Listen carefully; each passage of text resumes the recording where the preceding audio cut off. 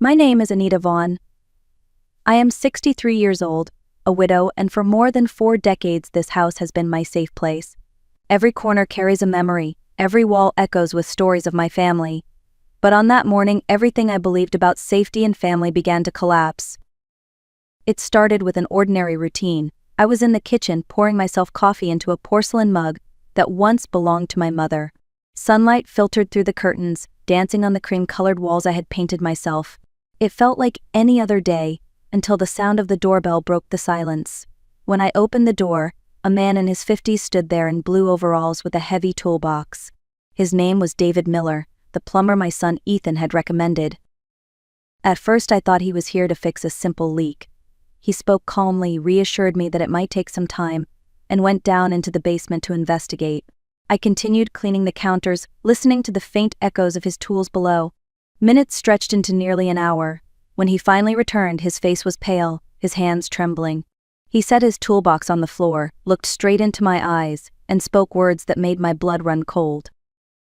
"Ma'am, you need to gather your things and leave this house immediately. Do not tell your children where you are going." The words struck me harder than any blow. My children, Ethan and Rachel, the 2 people I had sacrificed my entire life for, the ones I trusted more than anyone. Why would a plumber say something like this about them? My voice caught in my throat as I tried to respond, but David's urgent expression silenced me. At that moment, the safe world I thought I lived in began to crumble, and I realized my story was about to change forever. To understand why David's warning shook me so deeply, you need to know what my life had become before that morning. My house, a 2-story place with cream walls and dark wooden furniture, had been my sanctuary for more than 40 years. I raised my children here, mourned my husband here, and believed I would spend my final years surrounded by familiar comfort, but lately comfort had turned into loneliness. My son Ethan, now in his late 30s, works for a construction company. He leaves before sunrise and returns long after dark. At dinner, he barely speaks, answering my questions with one-word replies. His eyes avoid mine, his shoulders tense. He used to laugh easily as a boy, always building toy cars in the yard, but now there is a heaviness about him that keeps me at a distance. My daughter Rachel is younger, 38, and returned home 6 months ago after her divorce. She arrived with 2 suitcases and a sadness that clung to her like a second skin. Most days she hides in her childhood bedroom, emerging only for a quick snack or to collect laundry. She says she needs time to heal, to find herself again, but the spark I once saw in her eyes has dimmed. She studied chemistry years ago before she married, but now she avoids all conversations about her past or her future. As for me, my days follow a predictable rhythm. Wake up at 6, make breakfast no one eats, water the plants, clean the house, prepare lunch, read a book, and cook dinner that we eat in silence. The house, once filled with noise and laughter, feels hollow. I tell myself this is only a phase, that my children still love me, but sometimes the silence feels like a stranger creeping in, erasing the family I thought I knew. On the morning everything changed, I noticed something unusual. The upstairs bathroom faucet had been dripping through the night. It was not the steady rhythm of a normal leak, but an irregular sound that kept waking me up. When I went downstairs for breakfast, I saw a damp spot spreading across the dining room ceiling. Small drops of water fell onto the table every few seconds. It worried me because that bathroom had been completely renovated just 2 years earlier. I called Ethan at work to ask if we should contact the renovation company. His voice sounded tense, as if I had interrupted something important. "Mom, just call a plumber," he said quickly. "I cannot leave work right now." When I reminded him that we had a warranty from the company that had done the job, he snapped back, "No, do not call them. I will send you the number of someone else I know." It felt strange, but I did not press him. Lately he had been irritable, and I had learned not to push. Half an hour later, Ethan sent me a text with the name and number of a plumber, David Miller. According to him, David had excellent references. I dialed immediately. A calm voice answered, "Good morning, this is David. How can I help you?" I explained about the leak, and he promised to come within an hour. Relieved, I prepared the house. I moved furniture away from the drip, placed bowls to catch the falling water, and kept glancing at the ceiling. It seemed like a small problem, one that would soon be solved. I had no idea that the call I made that morning would reveal the darkest truth of my life. Exactly 1 hour later, the doorbell rang. When I opened it, I saw a man in his 50s, medium height, with graying hair and kind eyes behind glasses. He wore blue overalls and carried a toolbox that looked well used. "Mrs. Vaughn, I am David Miller, the plumber." "May I come in?" he said with a polite smile. I guided him to the dining room and pointed at the damp spot on the ceiling. David tilted his head, studied it for a moment, and said he would need to check the upstairs bathroom and then the basement. His tone was calm and professional, so I felt reassured. He went upstairs first and I heard the clinking of tools. A few minutes later he came down with a thoughtful expression. "Ma'am, I need to look at the main pipes in the basement," he said. I showed him the door near the kitchen, and he disappeared below. For a while I heard the distant metallic sounds of his tools, sometimes tapping, sometimes dragging. It comforted me, thinking he was solving the problem. I even started preparing lunch, hoping the smell might coax Rachel out of her room. But when David came back upstairs nearly an hour later, his expression had completely changed. The calm professionalism was gone. His face was pale, his hands unsteady. "Are you finished? Did you find the problem?" I asked nervously. David set his toolbox on the floor, took off his glasses, and wiped them slowly. Then he looked me directly in the eyes. "Ma'am, what I found down there is not a plumbing issue. There is something installed in your basement that should not be there." Confused, I followed him downstairs. In the farthest corner, behind the furnace, David shined his flashlight at the pipes. My breath caught. Among the ordinary plumbing lines was a metal box the size of a toaster, connected to thin plastic tubes.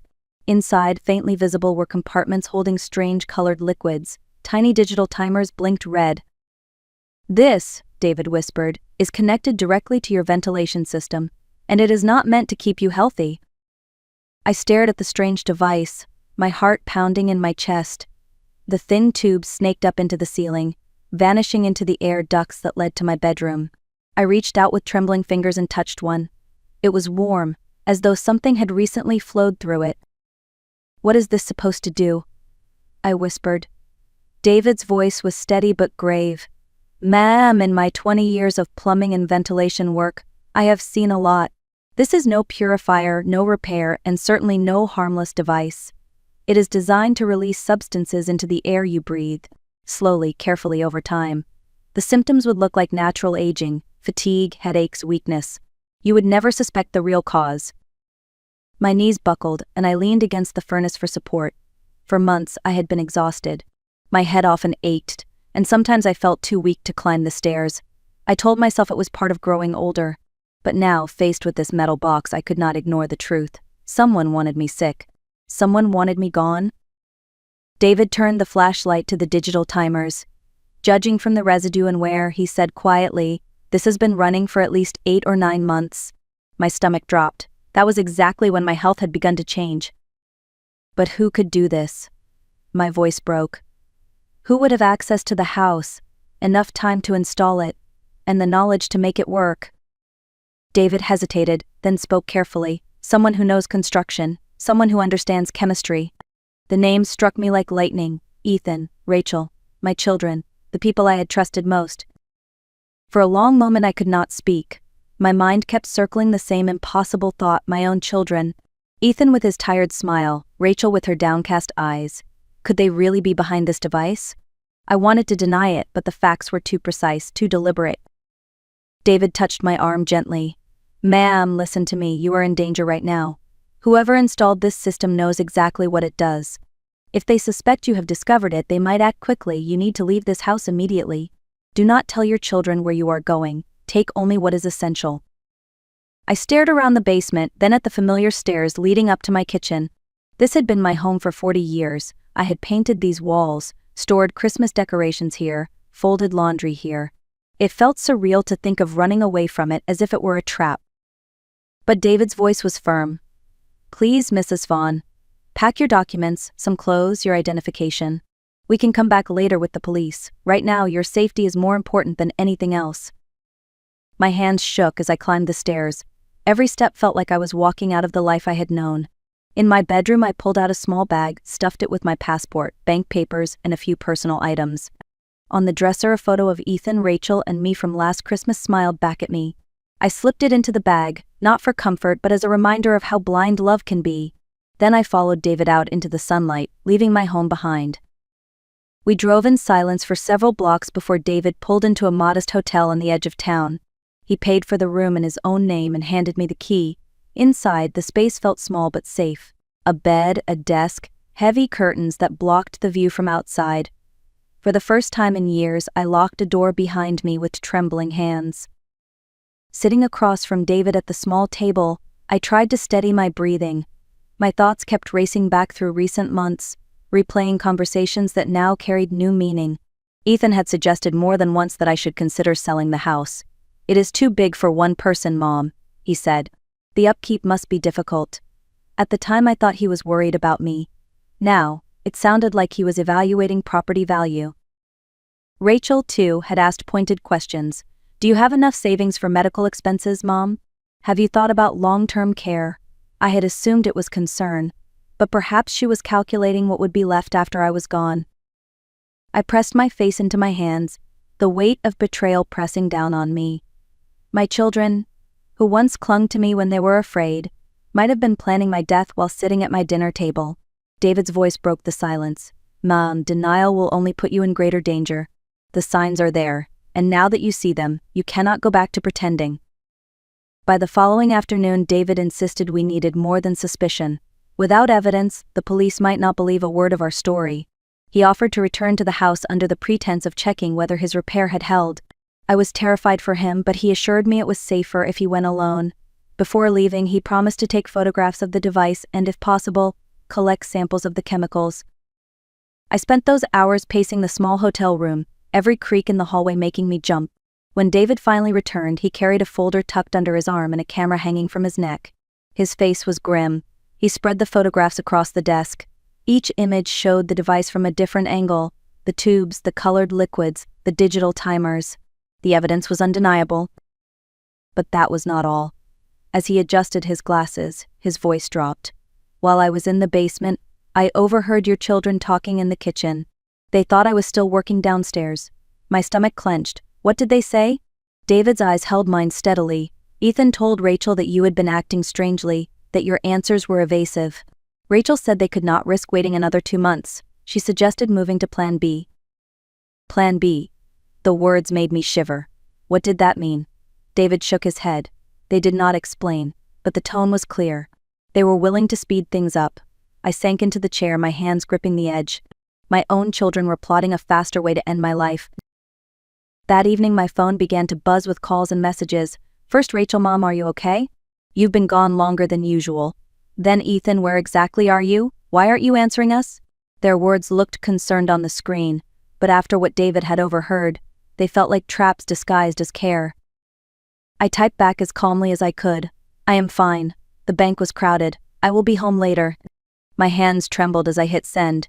David leaned over to read the screen. "They are already monitoring your movements," he said. "We have to be careful. If they think you know, they might destroy the device or act impulsively." My phone rang again. This time it was Ethan. His voice on the line was tight, stripped of warmth. "Mom, where are you really?" "The bank closed at 5. "What have you been doing? Since when do I have to report my movements to my children?" I replied, trying to sound steady.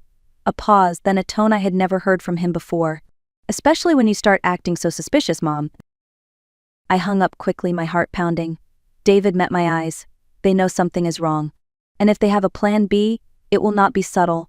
I realized in that moment that I was no longer just a mother in danger. I was a witness, and my children were predators closing in. The next evening, David and I decided to leave the hotel and head directly to the police station. We had the photos, the samples, and my testimony. It was time to hand everything over before my children made their next move. David parked his truck 2 blocks away from the hotel's back exit to avoid being seen. We would slip out through the restaurant kitchen and walk to the truck on foot. As we stepped into the alley, the air felt heavy, as if it knew what was about to happen. My handbag was clutched to my chest like a lifeline. David kept scanning the shadows, his phone in one hand, ready to dial 911 if needed. When we reached the corner, we stopped dead.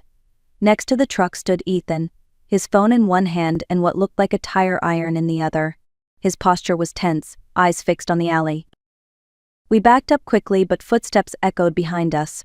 I turned and saw Rachel blocking our escape, dressed in a hoodie, her hair pulled back. In her right hand glinted a large syringe filled with a clear liquid. "Hello, Mom," she said with a smile that did not reach her eyes. "You have been very hard to find." My throat went dry. "Rachel, please, I raised you. I love you. How can you do this?" "Love does not pay debts, Mom," she answered coldly. "Love does not give me financial stability. Love is not going to save Ethan from the men who want to break his legs." She stepped closer, the syringe steady. Ethan shifted his grip on the tire iron. For a moment, everything slowed. I thought of the photo from last Christmas, of bedtime stories and scraped knees. Then the sound of sirens cut through the night, growing louder. Police cars appeared at both ends of the alley, lights flashing blue and red. Ethan froze, Rachel's eyes widened. The trap they had set for me had become a trap for them instead. Within seconds, officers surrounded the alley. Guns drawn, voices sharp. They ordered Ethan and Rachel to drop what they were holding. Ethan let the tire iron clatter onto the pavement and raised his hands. Rachel hesitated, gripping the syringe, panic flashing across her face. One of the officers stepped forward slowly. "Miss, put it down. Step away." Finally, she dropped it, her hands trembling as they were pulled behind her in handcuffs. I sat in the back of an ambulance that night, wrapped in a blanket while paramedics checked my vitals. David stood nearby giving his statement, showing the photographs he had already emailed to himself before Ethan destroyed his camera. When detectives later searched the house with a warrant, they found traces of chemicals in the ventilation ducts, and, most damning of all, a notebook hidden in Rachel's room. Page after page recorded my symptoms, almost like a laboratory experiment. Dates, times, headaches, fatigue, confusion. My decline documented by my own children. The trial took place 6 months later. In court, the truth spilled out. Ethan owed more than $100,000 in gambling debts. Rachel had lost everything in her divorce after her husband proved her infidelity. Together, they had planned my slow death to gain access to nearly $800,000 in insurance, savings, and property value. Their defense centered on financial desperation, but the jury saw the cold calculation for what it was. Ethan was sentenced to 25 years in prison, Rachel to 20 years. Neither showed real remorse. They looked at me across the courtroom not as a mother they once loved, but as the obstacle that had cost them their freedom. After the trial, I knew I could never return to that house. Every room carried the shadow of betrayal. I sold it, even though it had been my home for more than 40 years, and moved to a small apartment in a coastal town where the air smelled of salt and freedom. From my balcony I can see the ocean, endless and steady, reminding me that life continues even after the deepest wounds. David Miller became more than the plumber who saved me. He became a true friend. We write to each other often and he visits whenever he can. He helped me see that not everyone in this world will betray trust for money. Some strangers can become family, while those bound by blood can turn into strangers more dangerous than any outsider. At times I still ask myself if there were signs I missed, small warnings that should have told me what Ethan and Rachel were planning. But I have learned that when we love someone, we explain away the suspicious moments. That is not weakness, it is part of being human, and manipulators know how to use that love against us. Now, when I sit watching the sun slip into the sea, I remind myself of the hardest lesson of all. True family is not measured by blood, but by actions of care and protection. If this story touched you, please like, share, and tell me in the comments where you are watching from. Your support means more than you know.